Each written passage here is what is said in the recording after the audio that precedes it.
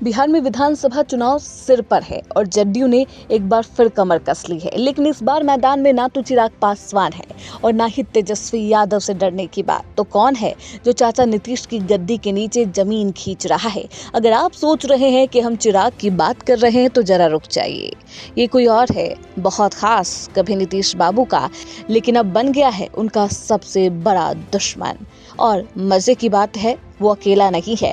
नीतीश कुमार के ही दो पुराने सेनापति अब उसी के खिलाफ तलवार लेकर चुनावी युद्ध में अड़िग है।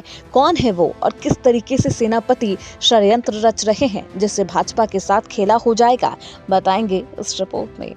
दो ऐसे नाम जिनका जिक्र होते ही बिहार के चुनावी मैदान में तूफान आ जाता है और ये सियासी धूल नीतीश कुमार को उनकी भूल भी याद दिलाती है। बिहार में चुनाव का बिगुल बज चुका है, पर इस बार मुकाबला बाहर से नहीं, घर के भीतर से है। बाहर से आने वाला तीर उतना घातक नहीं होता जितना अंदर बैठा भाला। और अब नीतीश कुमार के खिलाफ वो खेमेबाजी शुरू हो चुकी है जो चुपचाप थी लेकिन चालाक थी। वो दो चेहरे हैं जिनके बिना कभी नीतीश की रणनीति अधूरी मानी जाती थी, लेकिन अब वो दोनों ही उनके सबसे खतरनाक दुश्मन बन चुके हैं।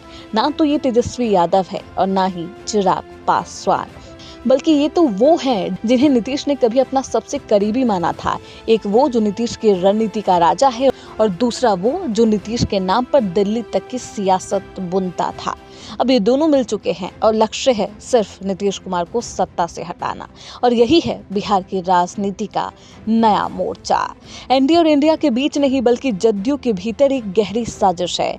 इनमें एक है प्रशांत किशोर, जिन्होंने कभी नीतीश को जिताने के लिए घर घर की गली मापी थी, और दूसरे हैं आरसीपी सिंह, जिनकी कलम से जदयू के आदेश निकलते थे। आज वही पीके और आरसीपी एकजुट होकर बना रहे हैं चिराग 2.0 योजना, जिसका एक ही मकसद है, नीतीश को बिहार की कुर्सी से दूर रखना। पीके और आरसीपी ने मिलकर मिशन कल्याण बिगहा शुरू किया।